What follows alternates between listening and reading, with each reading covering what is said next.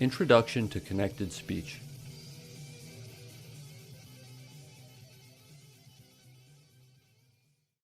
Pronunciation is the foundation of good speech. However, even if we said all words correctly, our speech would still be difficult to understand if we don't learn the rhythm of English. Rhythm means a regular pattern that arises in a long sequence of sound. The smallest unit in a long sequence of sound is called the beat. To express it differently, a beat is the steady pulse that we feel in the tune, like a clock's tick, tick, tick, tick, or the beating of the heart, lub-dub, lub-dub, lub-dub.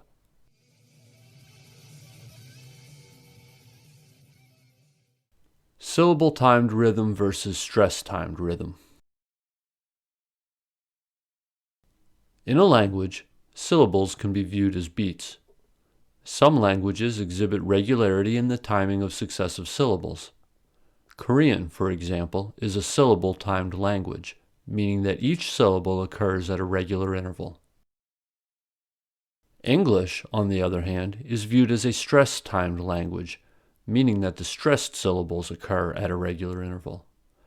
That is, the rhythm of English is created when a syllable in a certain spot in a phrase is stressed and the rest are unstressed, and when this pattern is repeated. The reason that English is a stress-timed language is probably that English words have intrinsic stress. That is, to say English words correctly, we need to know which syllable of the word is stressed. Placing the stress incorrectly means saying the word incorrectly. When English words are said in a sequence, the human proclivity for a regular pattern must have forced stressed syllables of words to occur at a regular interval. Korean words, by contrast, do not have intrinsic stress. So, to say Korean words correctly, we need to say words without stressing any syllable. An American who learned Korean as a non-child has a non-Korean accent due to her habit from the English language, the urge to stress some syllables when no stress is needed. The situation is the other way around for a Korean learner of English, the impetus to speak each syllable on a regular beat.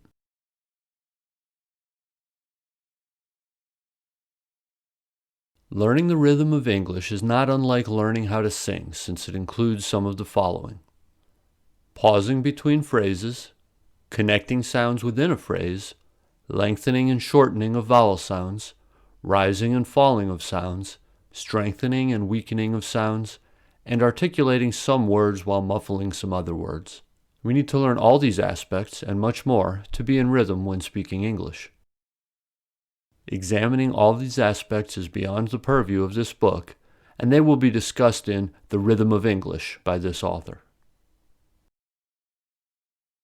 In the last chapter, however, we examine one aspect of English rhythm that does relate to pronunciation, the so-called connected speech, that is, the ability to connect sounds within a phrase. Thought groups. Natural speech is marked by rhythm and fluidity. When we speak naturally, we do not pronounce each word independently. We speak continuously, letting words bump into each other. We pause, not between words, but between thought groups. A thought group is a chunk of words that form a unit of meaning or a single main idea. A thought group is also called a phrase.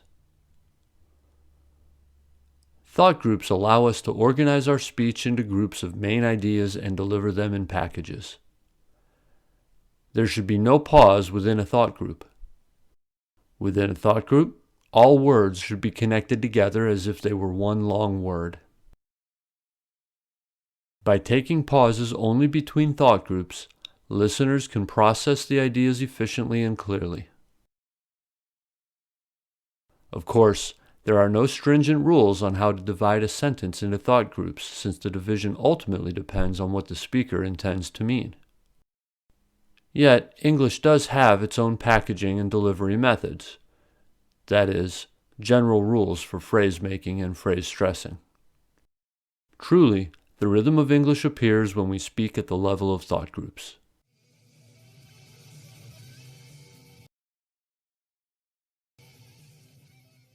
Predictable patterns of sound change.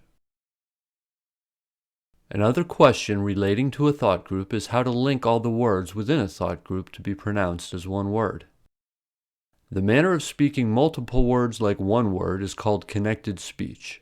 When we don't connect speech correctly, our speech will sound choppy.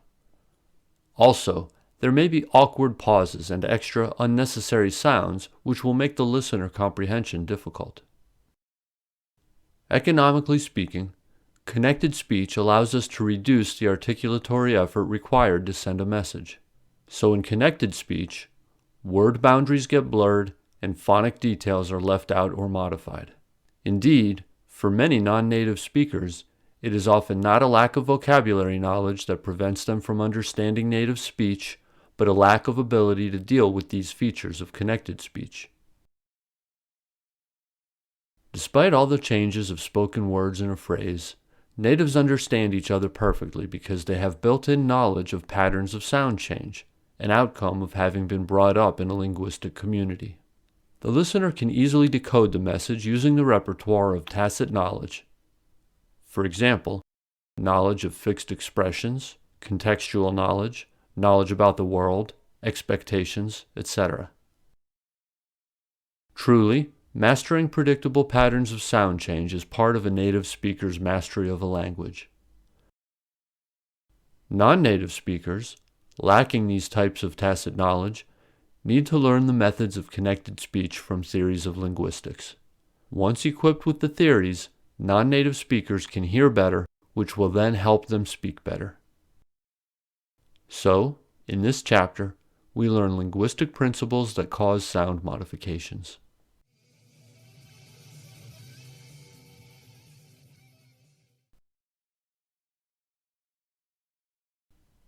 Five methods of connected speech.